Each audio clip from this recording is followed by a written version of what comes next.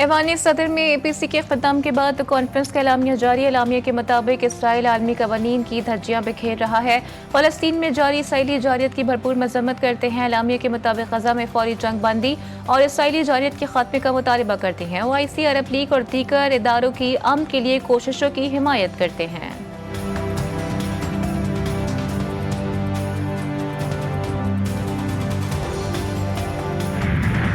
वज़ीर-ए-आज़म मोहम्मद शहबाज शरीफ का मज़लूम फ़लस्तीनियों से इज़हार यकजहती। कहा, जब भी मुल्क को किसी चैलेंज का सामना हो तो पूरी सियासी क़यादत एक पेज पर जमा हो गई।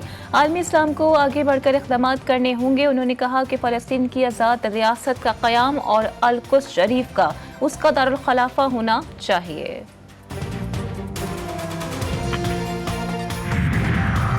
OIC अजलास के बाद इस्लामाबाद रावलपिंडी में 3 रोज़ की तातील का ऐलान। काबीना डिवीजन ने 14, 15, 16 अक्टूबर को तातील का ऐलान कर दिया।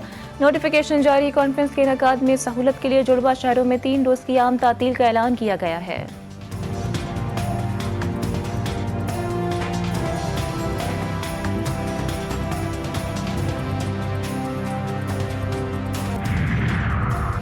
पाकिस्तान में आज फ़लस्तीन से इज़हार यकजहती का दिन मनाया जा रहा है। मुल्क भर में इसराइली जारियत के खिलाफ मुजाहरे, शहर शहर रैलियाँ, एहतजाज, हज़ारों अफराद की शिरकत, सहूनी रियासत के खिलाफ नारेबाजी। मरकजी मुस्लिम लीग के तहत शहर कायदीन पर बच्चों की गजा कॉन्फ्रेंस, स्कूलों के हज़ारों तलबा की शिरकत। पीपल्स पार्टी के कारकुन 3 तलवार पर जमा।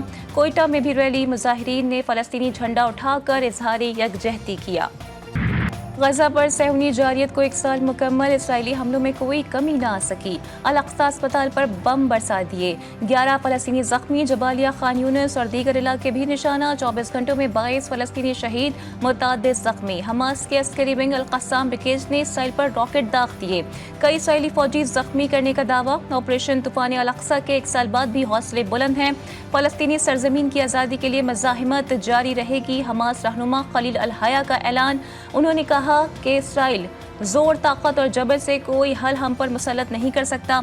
आज़ाद फ़लस्तीनी रियासत के क़याम से कम किसी हल को कभी कबूल नहीं करेंगे।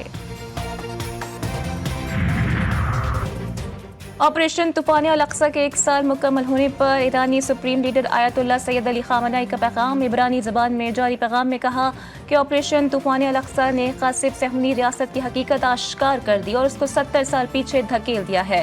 पैगाम जारी करने का टाइम भी 6:59 रखा गया। 2023 में हमास ने इसराइल पर हमला किया, उस वक्त भी टाइम 6:59 ही था।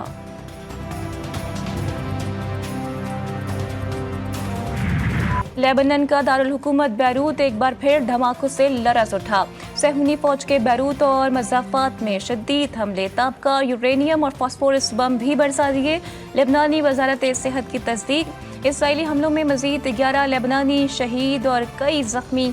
हिज़्बुल्लाह ने भी शुमाली इसराइल पर रॉकेटों की बरसात कर दी। जदीद रॉकेट इसराइली दिफाई निज़ाम को चकमा देकर हाइफा पर जा गिरे।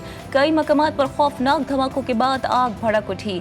10 इसराइली फौजी जख्मी। गोलान पर हमले में 1 इसराइली फौजी मारा गया। अदीसा समेत 7 मकामात पर इसराइली फौज के इज्तिमा पर हिज़्बुल्लाह के हमले, भारी जानी और माली नुकसान पहुँचाने का दावा।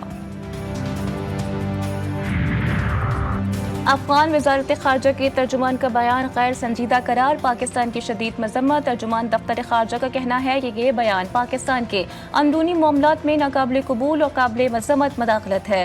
अफगान अबूरी हुकूमत अपने अंदरूनी मसाइल हल करने पर तवज्जो दे। अफगान सरजमीन पर मौजूद दहशतगर्द पड़ोसी ममालिक में अमन और सलामती को खतरे में डाल रहे हैं।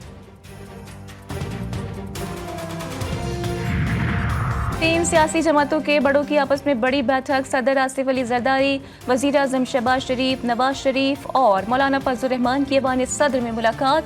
मुल्क की मजमूई सियासी सूरत हाल पर तबादला ख्याल। ज़राए के मुताबिक मुलाकात में मुजव्वज़ा आईनी तरमीम का भी तस्करा।